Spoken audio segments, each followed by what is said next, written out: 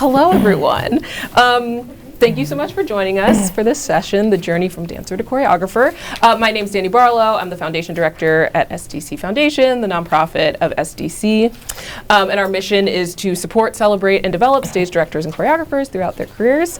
And we're really thrilled to have you all here. This is our third in-person event that we've done, since the Rona time. So I'm very happy to have you all here with us. And before I introduce our wonderful panel, I just want to run through a couple of things. First, we have some funders that we have to thank, as always, for our programming. So that's the New York State Council on the Arts, with support from the Office of the Governor and the New York State Legislature, the New York City Department of Cultural Affairs in partnership with the City Council and the National Endowment for the Arts, as well as SDC and very many other generous individuals. So just a huge thanks to all of them for their support. And I also want to thank the Torres Emerging Artists Foundation, who's helping us capture this event tonight. Thank you all so much. We're in partnership with them, and we're really, really thrilled. So this will be about a 90-minute panel, where an hour will be me asking this wonderful panel some questions, and then we'll have a little bit of time for some Q&A. And this session, as you can see, is being recorded, so anyone who misses it, you'll be able to revisit the conversation, and we'll be able to share that out in the next couple of months. So I'm just going to jump in, and I have the pleasure of introducing this wonderful panel of artists today. So I'm going to start all the way over there. So Ellenore Scott is a New York-based Lucille Lortel-nominated choreographer and director. As a performer, she's appeared in numerous television shows and was a finalist and all-star on So You Think You Can Dance. Ellennore's Broadway choreography credits include Grey House, Funny Girl, and Mr. Saturday Night, and off-Broadway credits include Little Shop of Horrors and Titanic. Recently, she choreographed I Can Get It For You Wholesale at Classic Stage Company and co-directed The Lonely Few at the Geffen Playhouse, which transfers off-Broadway at MCC in spring 2024. So that's Ellenore. All right. Next, we have Mayte Natalio, is a dancer choreographer from Queens who's performed with Camille A. Brown and Dancers and Rich and Tone, among others. She's performed with companies such as Dallas Theater Center, Pregones Theater, and NYCC Encores. As a choreographer, she's worked as an associate to Sam Pinkelton, an assistant to Camille A. Brown, and recent choreography credits include How to Dance in Ohio and Suffs, which is set to open on Broadway this spring. Yes. Mayte. And finally, we have Adesola Osakalumi, who's a Bronx native, Bessie Award-winning Drama Desk nominated choreographer and actor. As a performer, he starred in the Fela original Broadway run and national tour, 2022 Broadway production of Skeleton Crew, as well as a revival of Equus. Off-Broadway choreographic credits include Kalawada and Coal Country, among others. He was recently the associate choreographer and dance consultant on The Hippest Trip, the Soul Train musical, and he is the choreographer for Sinking Inc. at Victoria Theater, coming to the Apollo this spring. That's Adesola. This is our wonderful panel.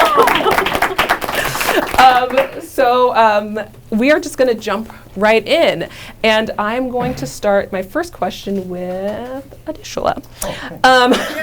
Great. We'll start with you. Okay, great. Absolutely. So my first question, and then anyone can answer this, but when did you start to find choreography interesting or something that you started paying attention to? Since you were all performers, right, was it a specific show you were in, or did you see something specific? Like, where did the spark for like an interest in choreography come from? Disclaimer, I tend to be long-winded, so I'm going to try to be brief. My mother and father were in a dance company formed by my father and uncles called Africa One Dance Theater in Brooklyn. So I was always around and exposed to dance and music, primarily focusing on West African movement styles. So I knew I would do something around performing in the arts from a young age. I think the fuse was really lit. I was in a show years back at the Manila Lane Theater called Jam on the Groove, and which a group of my peers, we co-directed, co-choreographed, and co-wrote it. The producers brought in a few choreographers to give us like some choreographic consultation. And the person that we chose was Jerry Mitchell, right? And by talking to Jerry, I started to understand and see a larger role of choreography and telling stories through movement. Even though we had choreographed the show that we were working on, it opened me up to not just the opportunity that exists as a potential choreographer as a career, but the art of movement and visual chicanery and trickery and all of that. So if I date myself really well, which I will, I want to say that was 97, 98. Okay. That's 19. What? So that's my answer. Amazing. Amazing. Okay, cool. Mayte? I had an interest in choreography in college, like when I was like studying composition. However, I didn't feel ready. I didn't think it was for me yet because I knew too many great choreographers, and I was like such a fan of so many choreographers that I was like, if I don't have anything to offer like they have to offer, I don't feel like I have anything to say. And I just remember being in rooms as a dancer and always being interested in process. Like I've always like loved to like the puzzle pieces of it. And the more I got into rooms that were more theatrical and that story was involved, the more like my interest started sparking, and the more I started thinking, I wonder like what I would do. Once my brain started going into thinking, how would I have done this? What would I want to do? Then I'm like, okay, there's might be an interest, because now I feel like I have something to say. But before I was like, I'm just happy to be here, and so that's why I was like, I knew what composition was, and I knew what I like. To me, making steps wasn't the hard thing. To me, it was like, what am I offering to the field of choreography? And so, I think that.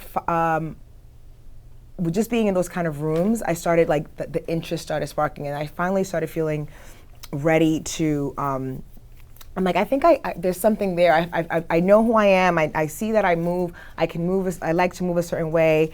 Let me start playing with it. So I just started playing like little things here and there, and then the thing that really like triggered it was there used to be this choreographer showcase that a friend of mine used to run called BCB. Do you remember that?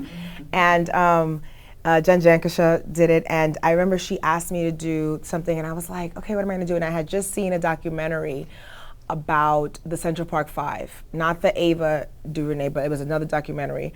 And I saw it, and I was like, and then the music, and I remember that documentary as a child, because I was in New York when that happened, and it was like in the 90s, and like the music, and I was like, this is such a, like these young boys with the backdrop of the sound of New York at that time. And then I just started like writing a piece, and I got some friends together, and I made that piece, and like that really triggered something. I'm like, okay, now I have something to say. And then like even like my agent, people were like, wait a minute, like you wrote that, you did that? And I was like, yeah. And I was like, actually, like I felt nervous, but like I felt like I had a path in there. Like I knew how to navigate. Like without knowing, I knew how to navigate. And like since then, I feel like that's when my career as a choreographer really began. Great. I feel also blessed to have dancing parents, and so my dad is a hip hop dancer, and my mom was like more classically trained ballerina, jazz dancer. So I grew up kind of seeing them move, and at like age 10 or 11, I wanted to do what they did. So I like vividly remember like choreographing solos to perform at like the county fair and at the Elks Lodge Senior Center. And I remember like picking out songs and costumes and wanting to add like storyline into a solo. And I remember that feeling of like taking things that I've seen and like reinterpreting them at a young age. And then I think training then became like the number one thing for me. So moving to New York, training at LaGuardia and at Alvin Ailey, like I kind of pushed away that drive and that need for choreography, because I was like, I need the technique, I need the foundation, I need to feel comfortable in my body. But it always was like lingering. It was always like still there, the desire to want to create. But I felt like the learning and becoming the technique would help me become a stronger choreographer. So I think there was always something in the back of my head that said, no, work on your training, get that foundation, do the Horton, do the Graham, do the ballet and the point, and use that technique for choreography. And so I feel like once I started performing, I was taking from the choreographers that I was working with and recognizing, I love this about this person. I don't ever want to work like that person again. And I started taking those elements and making that decision of, this is how I want to work, and this is how I want to interpret and speak with dancers. And I think I had it when I was very young. It went away. But then I think it started coming back in my like early 20s of loving dancing, but loving that. How do I create something new? How do I figure out that voice? That started coming back in my early 20s. And I think that's where kind of the wanting to get back into choreography came from. Great. Well, and so I wonder, I was going to say like your first experience as a choreographer, but maybe is there one that sticks out to any of you that you either like solidified, you're like, oh, this is like the way that I want to like be a choreographer in terms of like how you're teaching your choreography, how you've like presented it, or if there's something you learned and you're like, oh, I learned a lot from that experience. The first time I did that, that was not right. You know, like, is there something, was there a specific show that you worked on that you were like, oh, this helped me become really clear on how I want to like do my work, or this was not how I want to do my work, but I had to learn it in real time? And that's for any of you. Okay, I'll go Yeah. first. I was fortunate enough to be cast in Equus, right? And this was a time when I was like, oh, I'm not dancing anymore. I'm an actor. Don't send me on dance auditions. And my manager, who was very wise, was like, sure you are. So this is an audition you're going to go on. And I went through, and I was fortunate enough to get the job. And the choreographer, her name was Finn Walker, based in London. And I didn't know what her movement palette and her style was going to be. But when we got in the room for the audition, she was very non-traditional musical theater. Right? We're going to be playing horses, so let's do some role play. Act like you're a cheetah and walk across the floor. Isolate your shoulder, because you're going to do a lot of isolation. And I'm thinking, wow, all of these tasks, right, play to my strengths as a hip-hop, popping, locking, house, African-based mover. And it really made me realize that you can be yourself in these spaces and find success. Once we started working and rehearsing, and we had a lot of different dancers with different backgrounds, tap, modern, ballet, Ailey dance, former Ailey dancers, and it was beautiful to see her be able to say, your strength is this, so I'm going to play to your strength, while helping you move you slightly into something that you may not be comfortable in. Doesn't mean you can't do it. You just maybe haven't had the opportunity to express yourself that way. And I came out of that opportunity, that job, thinking, well, this is how I want to be when I'm working with anybody. Whether it's like a Soul Train, when a lot of people are based in the vernacular styles, or if it's Colored Water or Cold Crunch, where it's not even as much choreography as it is movement, and I have to get actors who are not accustomed to, they don't want to hear 5, 6, 7, 8. They get, oh, I'm not a dancer. Relax, I got you.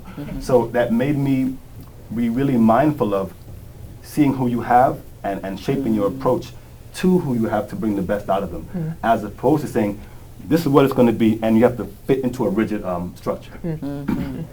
I feel the same. I feel very similar. The thing that for me was, I worked on Public Works twice. That's in Dallas, and that's a show it's a program that started at the Public Theater and now is in several places around the country, where you put up a show with the community. So you only have about like 8 trained actors, and then about like 100 people from the community from age 5 to 85. And these are like moms and dads and kids, like different. We had people from a senior program. You have people from, in Dallas, there was a community group that was part of it that was like, you know, teaching immigrant children how to read for, like get them ready, like get them on a level for kindergarten. There was another group that was like environmental organization. So it's like different kinds of organizations are gonna put a show together. And it was the same thing. It's like I went in there and like, oh, you know, like they're not dancers, and what am I gonna do with them? What are you gonna do? And then you start pulling dance, you start carving, and then you just have to figure out how to talk to different kinds of people.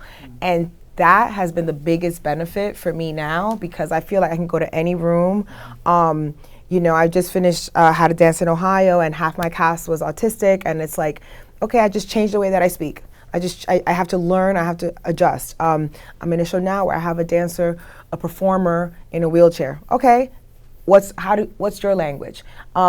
you have a bad knee, you are an older performer.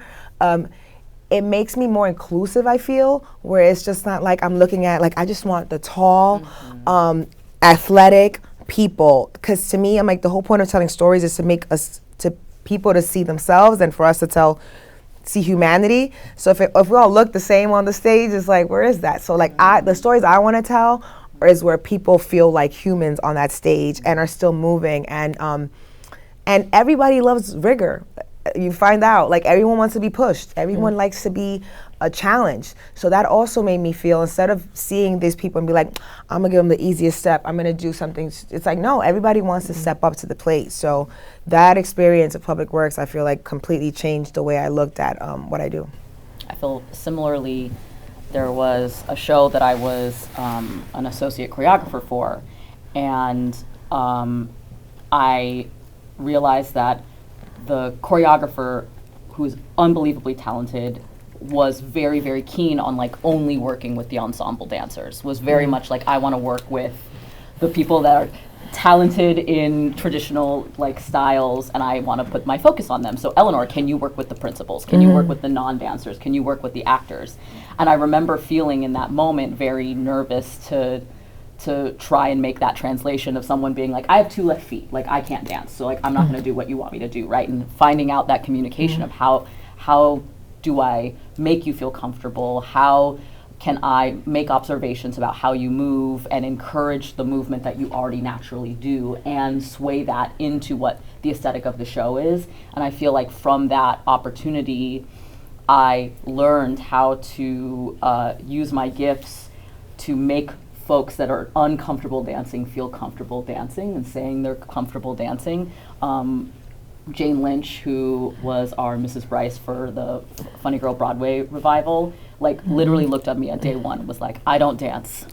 I don't do that. And I was like, cool. Fun. But we're gonna have to figure out, you have an entire number that you're dancing on. Who taught her everything she knows. Like, you gotta dance in it. So it was very much like those tools, right? Like those tools. I was like, listen, Jane, what do you do when you're at the club? Like, what do you do when you've had maybe you had a drink? Like, what's something that you like? She's like, I love to do the hoedown. I was like, we're putting it in. So like, you find out from your experiences how to connect with artists, because everyone is an artist. Yeah. Everyone that is in these spaces with us are artists. It's just, how are they expressing it? Is it through text? Is it through dance? Is it through lights? Is it through, you know, the script? So I think once you make that connection, you find the ways to get what you need and what you want for the narrative of the show. Great. And if I could just add, please. Don't you think that, for me, that is the most exciting part? Working, I think that choreographer gave you a great gift by letting you not just work with the featured and lead performers, but teaching you and helping you to start figuring out to bring out the humanity in people. Because to your point, if we only deal with those who can already do it, we are not growing at the same time. Correct. You know, so. Correct. Yeah, that's great. So I'm curious about, you know, transitioning or, you know, we use the word transition or expanding the practice. I'm curious about if you felt you had to choose a lane, like maybe specifically because of this industry being like, I'm a dancer, but now you're like, no, but I'm also this, and like, I want you to see me as this, right? Yeah. And so I wonder about if it was tricky for you to either get the first gig or the second gig, or like that sticky part that is the transition or expansion. I'm just curious if there's certain things that you're like, this is something that, you know, this is what was hard for me, or this is what happened to like. Oh, it's very sticky. I'm like, it's very tricky. It's very tricky. First of all, I'm still a dancer. And I say out, you know what I'm saying? Like, it's funny because like this thing is like transitioning for dancer. I'm like, I will always be a dancer. Yeah. Like that is, I will always be a dancer. And I like the word expansion. Yeah. I think that's what's happening. I think it's expansion. You have to be strategic. And I remember when I was like interested in choreography and some choreography things started to come up, I had to make a choice many times. You know, there were several dance jobs that I had to like turn down that were interesting because I was like, I actually, if this is of interest to me, then I need to get that experience. You know, like the same thing is like training is important to me. Like the same way I went to a conservatory and trained to dance, I was like, the way that I'm going to train to choreograph is by doing these shows, being associates, being assistant. And so I had to do that. But always within, I was always like trying to find the balance. You know, it's like, okay, so if I'm doing this project, okay, like what am I going to do for dance? And then and it doesn't always work out, you know, but you have to be strategic. And it's, you know, I'm constantly fighting that battle. It's like, okay, because when you're working on a show, you're 10 to 6, and I'm like, when do I train? When do I, you know, and like, so I'm like taking a class this morning at 8:30 in the morning, like to stay, you know, to find, because I'm still performing too. But you do have to, there is a sacrifice that happens when you do that. And sometimes you decide, I'm actually done performing, and that might be okay. I'm not there yet, but you do have to decide what to do. And the thing that I chase is rooms that I want to be in and projects that interest me. And I think that helps me make the decision. I'm like, is it something I've done before? No, then I should do it. Is this a person that I admire, that I want to work with? Do I like their work and I want to get in that room with them? Over like this dance gig might be shiny, but I've done that before. I've worked with that person. Yeah, it's good money, but this is going to be what's going to, like, this is going to be this is the actual stepping stone, where that's just a shiny job for Instagram. You know what I'm saying? It's like, so it's like, that's always what I chase. Like, is this meaningful to me? Like, do I care about what this is? Because it's so hard already, right? So I always say, like, it's already going to be hard. When it's the best scenario with the best people, with the best that you love it, it's going to still be hard. Correct. So right? It's still going to be, they're going to be off. So you might as well chase things or try to chase things. And it takes time, you know, like as you get older, it gets easier to make. When you're younger, you have to just sometimes take things that you have to take. But the goal is to take things that are meaningful. And I feel like that will guide. Example is Soul Train, right? It's like, so I'm in Soul Train. Oh, I just did Soul Train musical with Adesola. Well. And so, but that was when it comes to Broadway, you'll see them talking. But that was a big. I had to say no to a choreography project that I really loved, but I was like, that project, I was like, this is calling me. I was like, this is something that's meaningful. Like, I gotta rep Rosie Perez. Like, I have to do these things. It's Adesola, Camille Brown, like this is my family. Like, I feel like, so I was like, that was a tough choice to make, but that felt meaningful to me, you know, and that was a meaningful thing to like make a decision. So it's sticky. I feel like I had a lot of pushback on when I came to the decision that I was like, no, I want to only choreograph. I do not perform anymore. And I made that decision when I was 22. And so my agents, who were representing me as like my dance agents, I had just come off of performing on So You Think You Could Dance. I was doing television shows. I was doing background dancing for artists. And so when I was like, I think I just want to choreograph, they were like, no, we make way more money. They're like, no, please don't do that.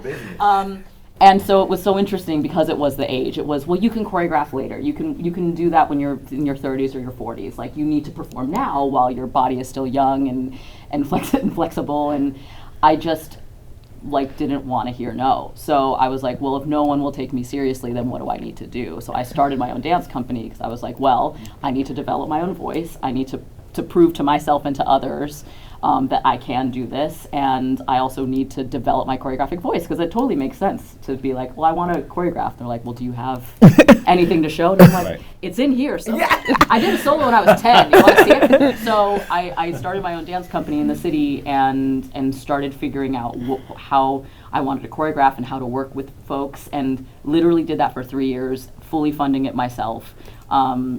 Creating a business plan of like teaching at dance conventions, using that money to pay my dancers for rehearsals and performances, and doing a big season every year. And eventually one year my agents came and they were like, okay, I think you've now proved that you can do this. And in every opportunity I said, does anyone need an assistant? Does anyone need an associate? I would be happy to just come in the room, observe, watch, get you a coffee. I just want to be in the room where it happens. And Andy Blankenbuehler had been bringing me in for some pre-productions for some shows, which was super exciting because I love helping I love collaborating. I love helping other choreographers discover what is working for them. But it was a very interesting time to be told, like, no, just wait. And I was like, I don't want to wait. I want to make that transition now. So sometimes I come out of retirement and do performances here and there. Sometimes I perform with Von Howard Project, which is Christian Von Howard from Allen Ailey. I started dancing in his company when I was 16. But I don't perform anymore, so I've made the transition. I still, perform when I'm teaching dance class, but I've tipped my hat to the performing days.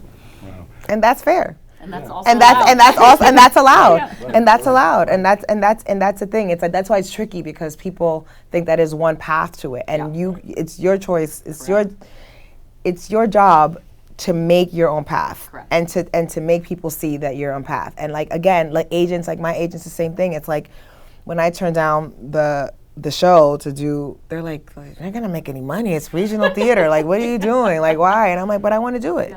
It's like, so you have to have the vision. You have to have the vision, not your team. Correct. Yeah, I think to what both Mayte and Ellenore said, I kind of straddle both. I do still perform if the opportunity and job is right. I haven't totally thrown my hat out of that world, but even in terms of choreography, using Soul Train as an example, when Camille reached out, was like, hey, we're doing this project, and I had to think about it. With some of them, I said, well, why would you think about coming on and being an associate? And my thought was, I know the amount of work it's going to be, and I'm not afraid of work, but I know the amount of work it's going to be, and you know what? I could probably be in that. Yes, he could. Right? No, because so I got over that, and I'm thrilled. But there would be days, and we'd be in rehearsal, and let's say we're demonstrating a routine or something, and they'd be like, "Let me get up," and and we all demonstrate, right? We show, and they'd be like, "Well, I'm like, yeah, but I'm not. That's not the hat I'm wearing right now. But there is an element, and I think, especially coming, I'm a native New Yorker, and coming from the hip hop club scene, there's a whole different level of, I won't even say competition, but there's a level of drive that you have to kind of pop out of that world. So it takes a long time for anyone to be like, I'm good, I'm good, you guys got it. Because I'll still be like, he's all right. I'm being 100%, transparent, right? So I feel like there are times when if I'm inspired, using Soul Train as an example, if I'm inspired, then I know that I'm in the right space. Even though I might want to get up and jump and do something, I now have the ability and the gift to give my knowledge and also to shape my choreographic vision and watch other masters at their craft at the same time. But I do agree with what Mayte said. It is an individual choice, and I don't think there's a right choice, except the only wrong choice is to go against what your heart tells you. Because again, if you really believe in what you want to do and that you have the drive and the ability to withstand some disappointments and a lot of no's, then you can do it. I was told many times, more times than I care to remember, Adesola, you're pretty good, right? You're pretty good, but I don't know what you do, the styles you do, even though you have good at modern, but like the styles you really, really do, there's not really representation of that on theater, Broadway or off Broadway. And I was like, okay, cool, cool, right? Okay, and I would meet someone like, hey, can you do this thing? Sure, I can. Oh, you have a little bit of background. Then I'm in the door. And from that door, I met someone else who said, oh, I can't use you in a job, but I'm going to refer you to someone who's going to give you a job. And then that happened. And then that director goes, you know what, man, like, you're pretty good. So come do this other job. And that job has nothing to do with street hip, nothing at all. But now you're moving bodies through space. And now we're getting into composition and text and the actual work of choreography. And then someone else goes, you have an agent? Yeah, I have an agent for acting, yes. And no. Agent for choreography and direction, because I see that's what you can do. Well, no, I don't. Well, I'm an agent. So come, let's sit, because I see things for you. And then I'm like, oh, okay. So now I've gotten myself into this world. Not that I didn't see myself there, but if I listened to a lot of the naysayers, right? I would have said, well, I'm just going to do Instagram 30-second videos and be Instagram famous and go judge at hip hop and poppin' events, which was absolutely the last thing that I wanted to do, which is why I've never done it. So I feel like you have to really trust in yourself and put the work in, and don't take any opportunity for granted, because you don't know who is in the room, who's watching, 100%. who's sharing your name and information, and that short story I told was how I got Skeleton Crew to the T. Darrell Grand Moultrie, and I'm a name dropper because I believe in paying tribute and giving homage to people who help you. So it's like you talk about names because people have helped me, and they've like looked out when I didn't know they were looking Same, out. yeah. Right. So Darrell met with Ruben Santiago Hudson, and Ruben said, "Oh, I'm doing this thing, and I kind of want this person to embody the factory of a auto plant, yada yada yada." So Darrell goes, "That's not really what I'm gonna really bring value to you in this project, but I got the guy for you. I got a person. I knew of Ruben. He didn't know me. I didn't know him. He calls. We go meet at Signature Theater, and he speaks for like 35 minutes. I'm gonna do this. It's gonna be this. It's gonna be that." And I'm like, "Okay." I'm like, "I'm your guy." I'm like, I can do that in my sleep, as well as I've acted. So I understand. But that in that instance, it helped me because he said, "Okay, you know the dance movement, but you also understand how this world works. And you're going to understand what's expected of you in this world." And he goes, "Okay, so can you start next week?" That's how I got the job to perform in and choreograph myself, my own solo in Skeleton Crew. Solos. No audition, no reel, right? And it's rare, but someone advocated for me. Because in some way, in one of our past interactions, he thought, okay, not only can you do it, but when you get in that space, you're going to deliver and know, as we say in urban environments, you're going to know how to act. And I think something that's overlooked, which you may get to it, but while I'm on this soapbox, because I'm long-winded, people take for granted that their ability is enough. They take for granted that it doesn't cost you anything to be decent. And I won't bore you with my stories of people who are very well-known, established, successful choreographers who have been not nice. Just not nice. Not about having a bad day. Just not nice because they don't feel they have to be based on their positions. I repudiate and I'm totally against that. I just think you can be decent and cool and it can hurt. So that's my thought. Fair enough. I think that's some good advice. So just off of this thread, in the way that you're like lifting up certain names, are there any mentors that you've had when it comes to choreography that have like helped you develop your craft as a choreographer, or even when you have been a dancer or an actor that you've been able to look to in the room and say that, you know, they're doing things that are interesting to me, or they've said, hey, you, like, come watch this, come see this. Have there been any folks that have been that for you? Yeah, I mean, Camille has been that for me. You know, I mean, I've known her since I was in high school, and we danced together. And then I was in her dance company, and then when she transitioned to theater, she started bringing me in as assistant or associate. And I've just learned a lot from, again, being decent in a room, you know. We're very, and the thing is, we're very different, you know. This is interesting. It's like you don't have to emulate those people, but you just have to see like character in the room. Sam Pickleton is a great friend of mine who also, brought me into his rooms, and the way that he treats everybody like a peer, you know, it's like I'm not, and I really believe in that too. I'm like, I'm learning from, I didn't touch the mic. I'm like, I'm learning, we're all there to exchange, right? And I learned that from Camille, I learned that from Sam. And, you know, I've also had great directors. I'm working with Lee Silverman, who's wonderful right now in leadership. And it's an exchange of information. You know, and that is one of the biggest things that I think about leading the room, because there's people who get into the room and they're like, I'm in charge, do what I say, I'm the boss. Like, and they lead with like the I'm in charge. And it shuts off a whole nother portal of who you're working with, your material and their impulses, because their impulses is what actually you need. So you're like, because if you go in there, because it's so hard to create an entire, it's one thing to create a 5-minute dance piece, but when you go into theater and you have to have a through line that makes sense for 2.5 hours, you know, you just can't do it alone, right? So you need to be, what are you feeling on that stage? Like, what's your impulse? Okay, you want to step forward on that? I might have told him to step back, and the actor's like, well, why would I step back? I need to, you're right. Let's go. You're right. You know what? What do you got? What do you got? Like, and that's the collaboration that I actually love. And I learned that from seeing other choreographers be in that room, in that collaborative space, and leaving the ego at the door and being like, The ego is in the work, like the end product, like what people are clapping for. Like not like I don't need you to be like, yes, okay. You know, it's like we're all in charge. You know, and if you go into that room like that, you're gonna have a better product. Yeah, great.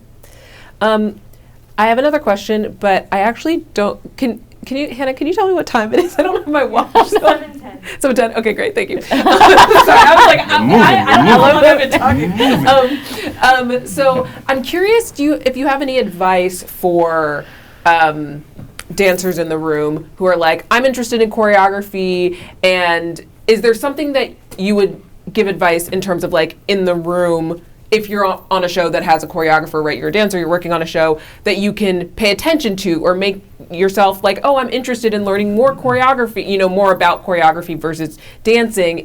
Would you give any suggestions to folks in terms of like how they can utilize themselves being in the room as a dancer to develop any choreographic skills? I mean, there's different things, right? If you're just trying to be a choreographer, not in theater, I think the best thing to do is like get in the studio and improvise and figure out your own movement style so that you understand how you're different. Because when you work with a lot of people, all those people are in your body, right? So you're like, this ain't my step, this ain't my step, this ain't my step. So you try to find out what your movement style is. So like going into a studio and improvising, getting your friends and doing that, like that's one thing. In theater, I say, you know, dancers, when you're working in a room in theater, a lot of times they're like, all right, we're working on this scene. Watch that scene. Watch how the director is directing that scene, even though they're not using the dancers. Read the script. A lot of times when, you know, they don't ask dancers to be part of, you don't have lines sometimes, or you don't have scripts, or you're like, I don't even know what's happening. When do I come on stage? Know the show.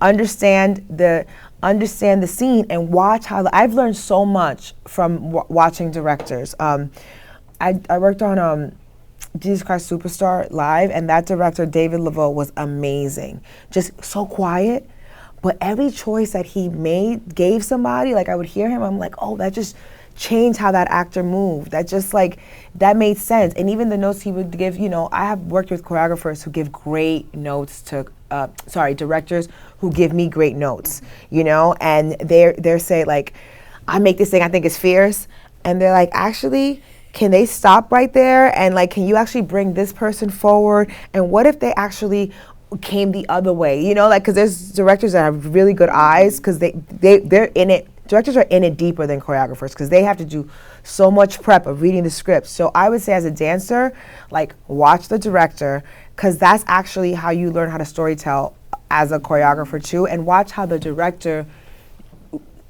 even if you can't hear, you can see the changes that a choreographer is making based on what the choreographer, the director spoke about. So that's the best advice, is to just like observe, like instead of going on your phone, like stay in it and watch what's happening in the room. I just did a workshop where we did table work with the entire company. Yes. And I love that because exactly some ensemble members do not speak in the whole show. They sing all the lyrics of the show, but they might not have speaking roles. And I've been in rooms where sometimes table work is only for the people that are speaking, and it was so useful and helpful to have the full company talking about the theme of the show and talking about what does the song mean for the person that's singing it, but as the ensemble we are embodying that emotion, so what are we playing with it, against it? And so I think that 100%. I also think, you know, going and seeing theater, I know it's unbelievably expensive, but we've been talking about like the vast, the variety of what choreography or movement can be in a show or be in a play, and there are shows that are kickball change, pirouette, and then there are shows where you're like, I can't tell the difference between what the director did and what the choreographer did. Yeah. And that blend of what is musical staging, what is gestural. Transitions. That's all musicals are. Transitions. But I think being observant and like paying attention in the studio and in the space that you're in, and taking class and seeing how other creators and other artists work with dancers, but I do think like you have to get in the studio and you have to figure out what you want to say, because you cannot carbon copy what you're seeing that's successful on Broadway and just try to do that. You cannot do that. That is someone else's voice. That was created for that narrative, for that show specifically. So you need to take the time for yourself and figure out how do I tell a story. But I agree that you have to know the craft, you know, and especially people that are like, I'm going to change the game. You can't break it until you know what it is. You know, it's like, so you have to sit, there's no way, you have to know what the craft is. You have to understand structure. You have to understand why this song, why the I Want songs, the 11 o'clock. You have to understand the structure of a musical, and you have to study it, because there is a structure and there is a form, especially if you want to break it. Especially if you want to do your own thing, but you can't do it if you don't, because a lot of times you think you're innovative and it's like it's been done before. But the more you see, then you really know what innovation is. Yeah, I think also it's important, to No, go ahead. add on. It's real. I've taken so much away from watching, again, to your point, directors.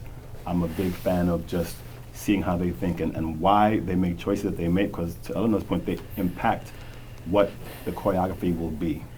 I think it's also important to find like-minded people and just ask questions. You know, I'm the person that's not, my ego is not that big that I can't ask a question and be like, what do you think about that?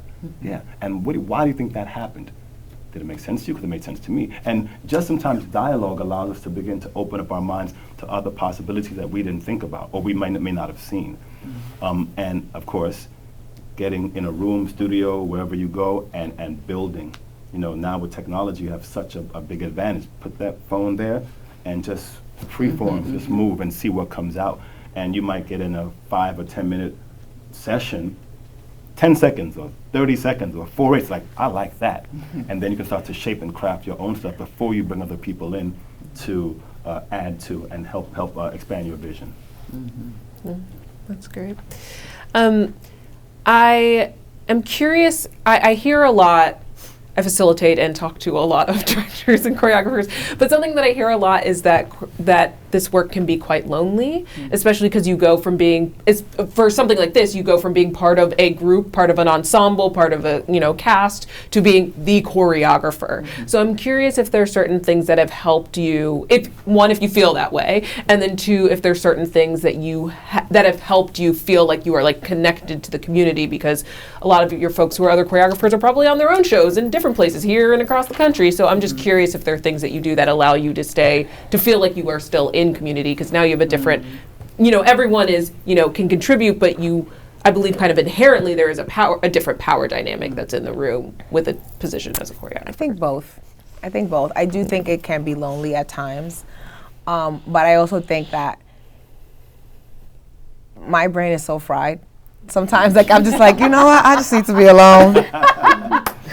But I do think there is something beautiful about the camaraderie and ensemble, like, you guys, because when you're on this side, it's like the director's like this, so everybody's like, on the breaks you're working, on the thing you're working, at home you responding to an email, on lunch, so there's always something happening, so it can feel a little bit lonely. But I do think sometimes, like,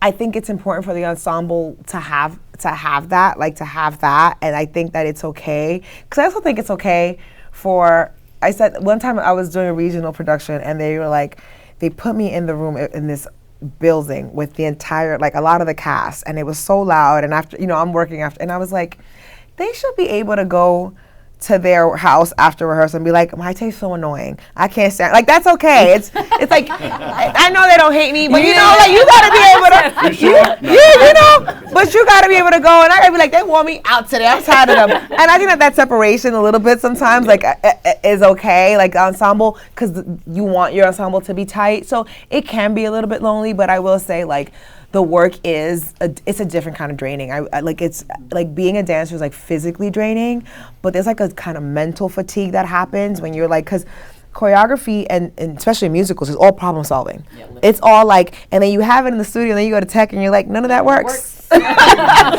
And she can't make it on stage in 1 second. Costume change, and that's, so it's constant putting out fires. So it's just both. And I think that finding knowing that it's only, and then finding time to find your community and do spend time, I think your own community and making time for your community, because leave it up to people people in charge. They'll never let you have time for anything. So you have to actually make your boundaries. I find that I try, I don't do it all the time, but in a lot of the spaces that I do for musical theater, I try to do a warm-up. It doesn't always happen. It doesn't happen every single day, but especially the first day that we do movement, I ask the entire group of people in the room. So ensemble, principals, musicians, director, PAs, I will, stage management, I ask everyone, I'm I don't care what you're doing, get off your phones, get off the computer, get off the script, let's all move together. I love that. So I've found that that's a nice way to get everybody just roll their shoulders and shake it out. And it's always fun to try and get the director, and I see which director will do it or not. Most of the time they do it though. Mark Brokaw was doing it, it was amazing. And I also find that having a strong choreo team, so finding the right associate or assistant choreographer helps with that kind of feeling alone and having someone to turn to and be was that good? Did that work? Or, it doesn't work, right? What should we do? And playing off of having that extra, set of eyes on a project. So an assistant, associate choreographers are amazing, and then eventually, if you're in a bigger project, dance captains and singling out the person in that space. If you're a dancer, that's also a great way to navigate towards wanting to become a choreographer. That was something that I always felt I accidentally had, was when I was in a big group as a performer, I would start I would know what this person was doing, and the choreographer would be so what's happening here? Well, it's this on this side, but on this side it's this. And just becoming aware of the big picture as opposed to your singular body doing that, I think helps you expand into the puzzle pieces, the problem solving. And so for me, finding those dance captains and bringing them on to team choreo and saying hey, this is how we give notes. This is what I'm looking for in this piece when I'm not here anymore. This is what I want to see you be looking out for. So they help me to not feel so alone in the space, I think. For real. Yeah, the dance team is everything. Yeah. The choreo team is totally everything. And to your earlier question, for dancers who maybe wanted to make that transition or begin to think about it, that is exactly what she was talking about. When you are really on it, people are always watching, right? So we are always watching. So-and-so never is off count, so they clearly know. So if there might be a question or a thought, you're going to maybe gravitate to that person, and that person may eventually be your dance captain. So it's about, again, back to constantly paying attention and being present. I always say, if you are dancing in a piece, you should not go home and be it wasn't a hard day. Because if it's not hard physically, and you're not having demands put on you physically, then you have the luxury to really watch and focus and pay attention to everything. And that takes mental energy, which is to Mayte's point. So either way, there should be work, physical or mental. But if that choreographic team is together and is supportive of each other, then you can see who is standing out, who is on it in our job. I don't have to think about it. Mayte be right? Because as a choreographer, it's there are 5 choreographers in the room. And because it works because everyone is cool and easy. No one is trying to usurp anyone's authority. But we know that if there's a question or a problem, or if we're stuck, and and you don't have to always say, I'm stuck. It could be just give us a few. Yeah. So they know we're stuck. And then on a break, she'll be so I was thinking. And I'll be Camille, look at Ricky works. Okay, so we're back. And so there's that ability. It's about intention, right? I think that as a dancer, because that there's that thing is don't ask too many questions. If the intention is right, and it's not a gratuitous question or self-indulgent question. Am I doing this right? Those questions. But if it's actually are we supposed to be, if you have a genuine question about story, ask those questions. That's how my first dance captain job was, because the choreographer was that girl has been asking the questions. I think she understands the story, And it was because I was asking questions okay, so are we moving forward because this is happening or no? And then that helps the choreographer be actually that's a valid question, clarity. So that was my first dance captain, because I was, and it was again, these questions were coming, I genuinely was curious about the story and wanted it, and you know, all came, but it's people, we all know what intention is. So it's like the intention is for clarity. If the intention is clarity, people recognize that immediately. If the intention is your ego, like nobody needs that. No one has time. And ego's good. I'm not like you need ego to survive in this thing. You just have to know how to check it and like how to dial it up and dial it down. Like that's like, you know, EQ, like emotional intelligence. Like you just have to have that. And so like that's like, I'm not saying like, cause you have to have your ego. It's how you protect yourself, you know? So yeah.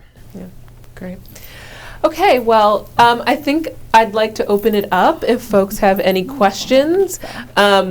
If you're a little quiet or something like that, I might repeat the question just for the recording and capturing purposes, but then anyone can answer them based on what your question is. So does anyone have a question? Sure, go ahead. Just going off your last train of thing about like associates and things, what do you, as choreographers, you probably always want to use people that you're familiar with, comfortable, safe, can trust, because as a choreographer, if you find yourself in a vulnerable space yourself, you want your team that you can trust. How do you, how do you invite someone new in? That you don't know, it's like, hey, I've just seen your work, never worked with you before, I'm an associate. How do you, and are you okay with new people reaching out, or do you find it too much, or how do they prove themselves as an associate, by the way? How do they prove themselves for you, is what I'm saying. Referrals. Referrals. Yeah. I mean, for me in particular, I still teach in the city a lot, so I love when folks that are interested in working with me come and take class, because I get to see them in the room, I get to see their energy, I get to see how they're interacting with other people, because for an associate or assistant, that's part of their job as well, is to give notes and is to interact with the company and the cast. So I love when I get to like see them in person as opposed to just like an email. But I will, if someone's name comes up for a project, I will be like, do you know them? Have you worked with them before? The phone calls are real. Just so you know, Yes. phone calls are real. Like a lot of things happen through a text and a phone call, and people will get a job or not get a job from a text and a phone call. I'm gonna shout out Gabby. Gabby was my associate for How to Dance in Ohio, and the way, so my original associate for the show, we did it out of town, was booked. Because that's the thing. It's like, no, you're never going to have your same, because your associates, eventually, you want them to do their own thing. So you're constantly in search for new people. So it's just, it's timing, you know? So like my associate was doing another show. And so I was like, I'm very, especially with that show, I was like, I need somebody who's good with people, who's patient, who's not a jerk. Like it was like very important, like who I was gonna bring on my team, because actually every show I'm kind of like that, but you know, in this one. And so Gabby had been a part of one of our process as a swing, and for one of our workshops. And so I was like stuck, because everybody was sending me names, and I was like, oh, I just like I don't know them. And then our music director was like, what about Gabby? And I was like, wait, what about Gabby? And then I look at Gabby's resume, and I'm like, dance captain, associate, da-da-da-da, da-da-da-da. And then I'm like, and I go to her website, and I'm like, oh my God. And so Gabby had already been in the room, and just the way casting was, we actually in the show didn't have a place for Gabby when we moved to Broadway, because you know how like the layering and the like she's too young to play this role and all this stuff. So it's like but we wanted her to stay part of our team, and I'm like, it was like the best of both worlds. It's like this person knows the show, the resume is what we need, and is also a kind, you know. Then I got on the phone and I was like, what do you feel about this? And it was like, we had the thing, and I was like, oh, that was it. And it was amazing, and she was the best associate. And it's like, and now I'm just like, who can I refer Gabby to? You know, like it literally, like that's kind of like what happens. And that's all it is. It's like people, like Adesola said, people have said my names in so many rooms that I have not been in. Like I have met people like, oh, I've heard so much about you. And I was like, how? Like from who? You know, I don't know you. And so it really does happen, because we're constantly, and the thing is, it's like, especially for associates, there's not auditions. So the only way to know is from texts and emails and calling your friends. Like that's literally how it happens. So, you know, any room you're in, the more you can make yourself useful, You know, the more you can make yourself used. Hi, other Gabby. It's Gabby squared. I saw her. NYU. Hi, Gabby. Anyways, yeah, that's that. Well, and I think just to say really quickly, I think it gets to your point, which is like if people are watching. Yeah. Right? People, kind of like you're saying, going back to the like, you might be in the room for something else. Yeah. But people are paying attention. And so that might end you up in the place that you ultimately want to be or should be, but that was not the original intent. Yeah. And I will say to Ashley that when I fall in love with someone who is my associate, I do want to take them with me to all my other projects. I, at one point, got very extremely lucky and had like 2 shows at the exact same time. And so then I was like, I have to get another associate. You have to get rid of one. Right? So, but I had to find another associate. So there was like a moment of like, I'm going to have to work with someone new. And I am a little nervous about that. But this person I had known from previous projects, so I knew that we would get along great in our chemistry.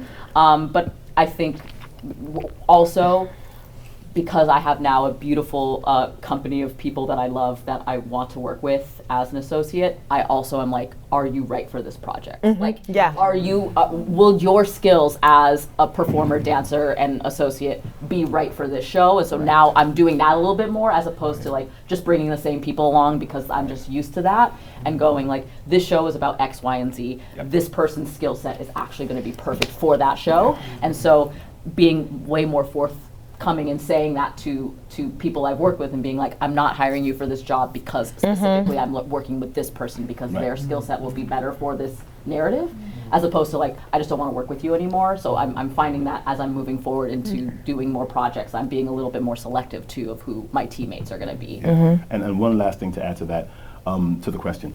I think it's important for associates also to understand their slot or their role, and they're playing a very particular role, and to not, because sometimes, you know, the intention and the excitement is like, hey, I got an idea.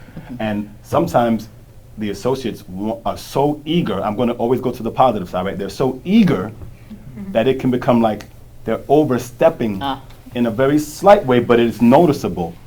And you want to always be able to understand, it's like double dutch, right? Yeah, it is as an When associate. you jump in the rope, because you have to be very intentional about not overstepping, however, at the same time, being ready to, like, before I got you, I'm going to pick you up. You know, so I think there's and it's an art. It's not for everyone.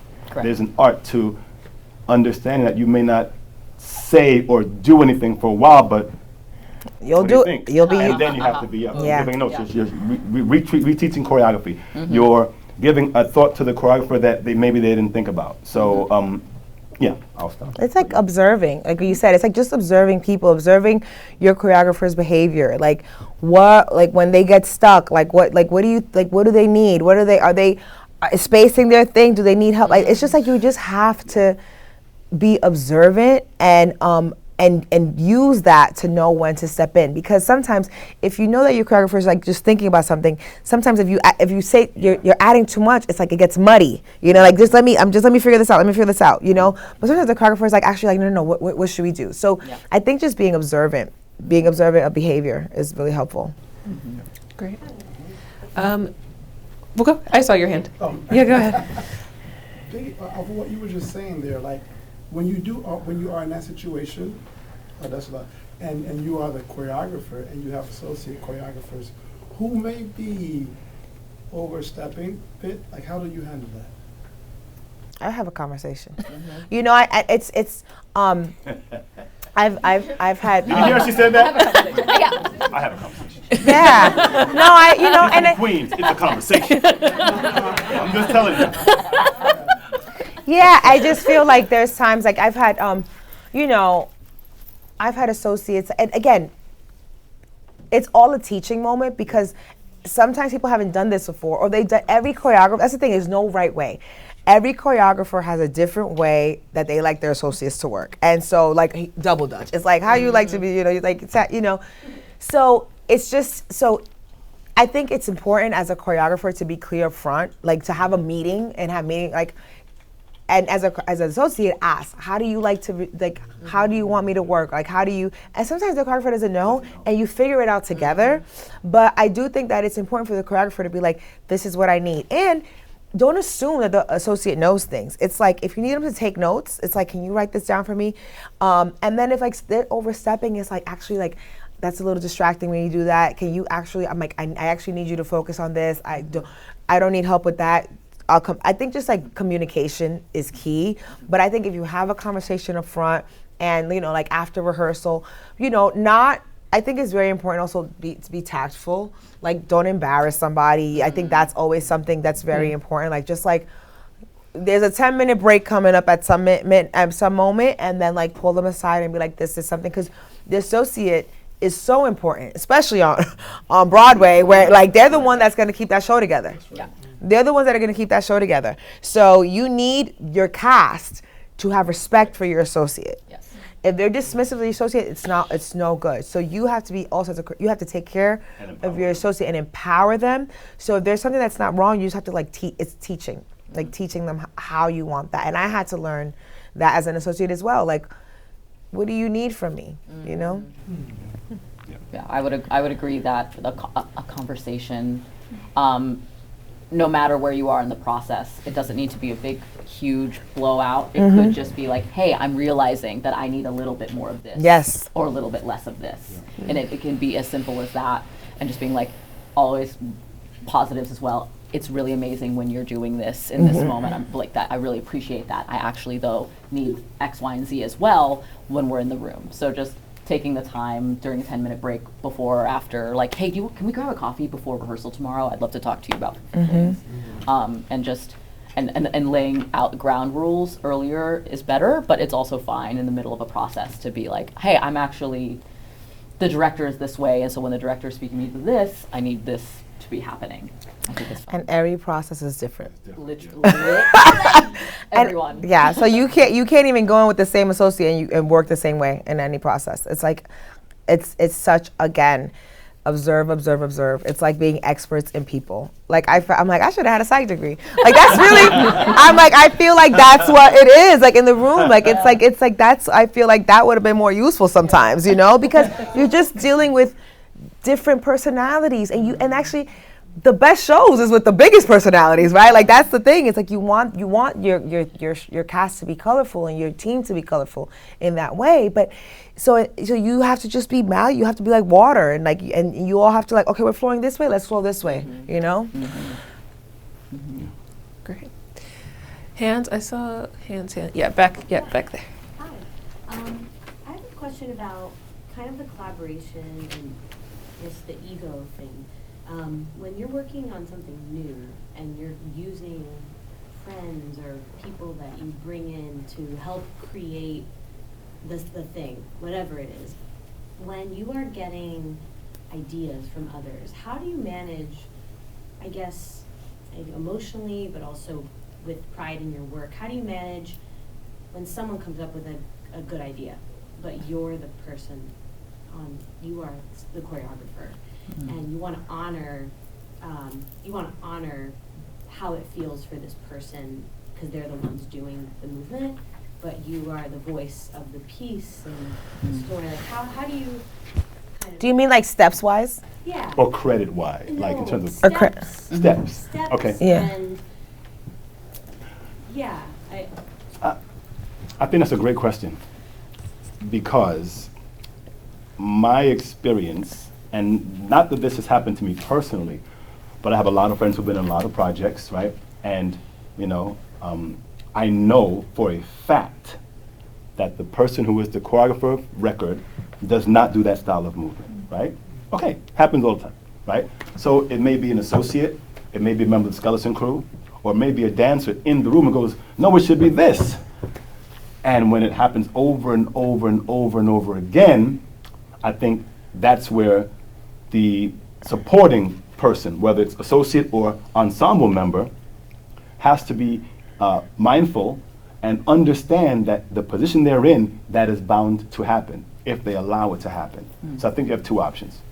Now, it's against one's creative instinct to sit back and I'm not going to say nothing, I'm just going to do the step. Because we don't want those dancers, right? Just show me the step. But you also don't want, as an artist, to feel like you're being used and taken advantage of, right? So on the artist side, as a choreographer, I think you have to, like Ellenore said, set the template from the beginning, set that guideline from the beginning. This is a collaborative process. Yes, I'm the choreographer of record. However, I'm open to input. I'm open to additional steps with a caveat, you know what I mean? And whatever that is for you. Because what you also don't want is, it should be this, it should be that. We're gonna move this way. Then it becomes too much of a mess. But I think, back to your question, the choreographer has to set the parameters of which they're open to receiving input. And I think in the past, I'm choosing my words really carefully. In the past, you see people that are not doing the work. And I'm not even saying they're associates, I'm saying the ensemble. Like that number is choreographed by those two people in the ensemble. Because, you know, and dancers talk. So I think that is where it gets to be a gray area. And I think we're undergoing a little bit of a shift in that, in that you have choreographers and associates who can actually cook the food, buy the ingredients, and deliver the meal. Because it's you know, it's a thing. And I think that there's people, and I think that there's a lot of different process, like different way to process, and I think that there are things that are called generative process. Like I've done a lot of immersive theater, and in immersive theater, you rely a lot on the performers to make things. But from the top, they let you know. You know, like they should let you know. Like we are, you know, you have to devise theater, you know, devise work. And you have to know, like from the beginning, that that's happening. It's a collaborative process. No, you won't get a residual. No, you won't get this. But when I was in that position, and I loved it, because it again, everything is not about the money, the credit, It's about also what you're putting into your toolbox, right? So like when I've had those opportunities, sometimes like I've actually leaned in. There have been other opportunities though, because again, it's about what it has to be specific to the project, like this is this kind of project, and then B, as a choreographer, you have to have integrity, right? So it's like I've also been in that place, like, oh yeah, do that step. Everybody learn that step. That didn't feel good, you know, when it's like everybody learn that step. There's a lot of times where again, Camila's the same thing, and we work gesture work, where I might ask, like, can everybody come up with this gesture? But I'm still manipulating it, right? Like that's a collaboration. So that's a great idea. That's a beautiful movement. Everybody see how this is happening? Let's use that kind of gesture. That's okay. That's collaboration. That's called generative choreography. That's like, but when it's, so I think that everything, you have to understand like the specifics of how everything fits in. Like there's generative work, there's collaborative work, but when it's like, what's the step? Everybody do this, and the choreographer is not manipulating it in any way. It's not adjusting it. It's not doing anything to it. It's just like cut and paste. That feels icky. And in those situations, you know, you have to pull back. And it's like when I've done immersive theater, and also like I've been in it, but I've also like directed and choreographed it. I tell people up front, if this is your $1 million idea, don't bring it in this room. Save it, for real. Like if this is Apple, Like, keep it in my pocket, yeah. not here, because we're doing it. I think you have to go from the top and let them know what's happening. Yeah. That's great. Great. Kind of on that topic, have you ever been in a room as a choreographer, or seen it happen, I guess, where I think there can be some stereotypes about choreographers, especially in like an older generation, that they're like very strict, they're not collaborative. And so like you coming in as a collaborative person, you want to be collaborative, you want to create that kind of image, and then somehow the room gets away from you a little bit. And there are too many people being like, what about this, what about this, what about this? And you need to be like, whoa, whoa, whoa, bring it back. Like I am still the choreographer. Like how have you seen that done gracefully? How have you done that gracefully? Like while still maintaining that respect and that comfortability, because if people are saying those things, if dancers, if actors are saying those things, it means they're comfortable with you and they trust you. So like how can you kind of regain like, okay, we still need to fit within my vision as the choreographer, but I want to continue to have a collaborative space? I will say that pre-production for me is like where I do most of my like and I've been very adamant about also like bringing directors into my pre-production processes, especially for theater, because I want and need that that input from them, because I'm like, how do you see the show as well as what I'm seeing for the show? So I do a lot of like my problem solving in pre-production. With that said, when I'm actually in the room, I have unfortunately had experiences with past choreographers that have shown me what I don't want to do in a room, and so I always lead with love and with kindness and with respect and with humor. And so like that is the way that I like to involve people in a space. I am very lucky that I have a very projectile voice, so I do use that to be like, and we're taking it from the top. So I will allow the room to, if someone is feeling uncomfortable, I'll ask questions. I'll say like, hey, does this feel all right for everybody? And take into account whatever that input is of like, yes, this feels fine, or like, actually, you know, I have an injury here, or this, that, and the other, and we'll together figure out what the solution is. But I will always make sure that even with the love and the kindness and the respect, that I still am the leader, that I still am the number one voice when we are doing this section of the choreography. But it is trying to nip it in the bud as soon as possible if I start hearing the voices like popcorning in the room. You know, trying to focus in on like, let's learn this step, or let's take it back from the top. Can we sing it down once? Like I'll try to get the room back into a singular minded focus on something, because then that kind of like chatter gets condensed. So those are my like secret tools of making sure that like it's still very much about how are we creating this together, but also like I am mother, so like listen to what I'm saying, you know what I mean, just a little bit. And I think real quick, pre-production is really vital. Yes. Because cast and ensemble dancers, once you have done your work in pre-production and they feel there's trust and like, okay, they got it, then they're gonna, I find you have less of the chatter because they already know that the work has been done and there's a clear direction. I think that happens a lot when there's doubt or uncertainty, whether actual or implied. Even if you're like, I don't know, it's like, oh, they know what they're doing, and then you start to get more of that sound. I think the pre-production part that Ellenore said is really vital to establish that you're on your game. And of course, things might shift and change throughout the rehearsal process, but that but you have a come in base. with a clear idea. Yeah. And I know more about this than y'all. So trust me, or trust us, you know. Yeah. As a choreographer, are you brought on to a project from the director? Does that come from a producer, or how does? Or I know it probably varies by. It varies. project. It varies. Yeah. It varies. I've been brought on by directors and producers.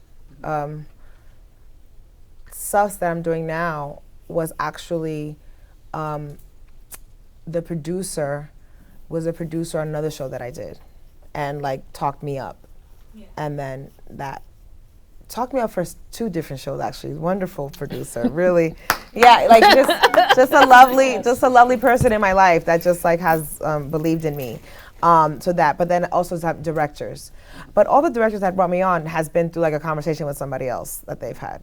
Like I've been brought on by directors and playwrights. I've done a lot of movement direction or plays that have movement. So I've been fortunate enough that a playwright will be like, hey, I've seen this, or I might know them, and during the course of discussion about their piece, and you know, this is like unsolicited, that sounds interesting, well, you know, I think of this, really? Then a week later, so maybe you come on and get in this project. So producers I've been brought on by producers the least. It's been, for me, it's been directors first, playwright second, and then producers. And same for me. If how you act in a room and how you are, it like is better than any like stellar it's resume. the best resume. It truly is. And like, for example, I had been an assistant associate for many different productions and was like waiting for that like the breakout moment to have my own production. And the director for the show that I was the associate choreographer for like was like, I want to bring you on and give you your opportunity to choreograph Little Shop of Horse over on 43rd Street at the West. It's amazing. It's amazing. It's amazing. Thank you. But like that opportunity only happened because he saw how I worked in the studio during tech, how I spoke to the dancers, and so like making sure. And like I've also gotten jobs from like the props master. Like I've gotten jobs because someone talked to someone, talked to someone, talked to someone. So I just say, Everyone's watching. Boom. I got a job from How to Dance in Ohio. I got that job. The director was an associate director on a show that I auditioned for and didn't get, and made it really far. So like when you're in the table with a million people, and didn't book it, and they brought me in again, didn't book it again, but the director was the associate, and was observing, and I guess was like, when the door closed, they must have been like, oh, and she choreographed. Like they must have been doing something. I don't even know, because somehow she knew that I also choreographed and looked me up, and that's actually how she knew me, from not getting this job, you know? And that's the thing. So it's like every room you go in, it's like, it's so cliche, but like, give it your all. Give it your all. Also be yourself. You know, it's like, because it's like I need to know who you are to bring you in. If you're like just a shell, I don't know what to do with that, right? So it's like if you show me who you are, and then I want you to know who I am, because I might not be for you. Right. Mm-hmm. You do not want to be in a room that's not for you. Yeah. Correct. Yeah, I might not be for you, and that's okay. Yeah. We have time for one more question, so I see your hand. If you want to go. Yeah, go ahead. Hi. So we're finally seeing female identifying choreographers getting more credits on Broadway, which, thank goodness, yay, very happy for that. But talking with a lot of my peers and just a lot of us that are coming up as female identifying choreographers, we still feel there's like this imbalance in who's, I guess, getting a seat at the table, so to speak, and who's getting these chances on creative teams. So I guess I was just wondering if you could speak on that a little bit, and if you had any advice for young female identifying choreographers, because personally I still feel like I have to work 3 times harder than my male peers, and it kind of sucks. So I'm hoping we can make it better as a community too. Yeah. Do you want to go first? I'll go first. Do you want to go first? I will say that visibility is number one, and supporting shows that are being produced and choreographed by women is number 2. I will also say that like it's my own personal goal to continue to find team members that I want to see succeed. Having assistant and associate choreographers in the shows that I'm working on, I think is like a beautiful way to be the like, here, be introduced to this producer, be introduced to this playwright and this director. So I'm taking on that as like my way to try and cultivate the pipeline, getting into the room, because for too long, I would be the only woman in that long table, or I would be the only person of color on a long table. Both. There was, it was both. Like there had been many times in audition rooms where there'd be 9 white men, and I'd be sitting in the back, and they'd be like, "Hey, Ellenore, can you actually come sit at the table? It just doesn't look as good with all the white men." And I was like, I don't even have a say. Y'all made this like, choice. I don't even get a say in who gets to be hired or cast in the show. So that's, at least for me, what I'm personally doing. Is supporting other women and supporting other choreographers in our field. And also, if I can't do a job, I'm like, I have the names of amazing people that you should hire as well, or think about, or consider for your next project, for your next show. So that's at least what I'm kind of aiming towards.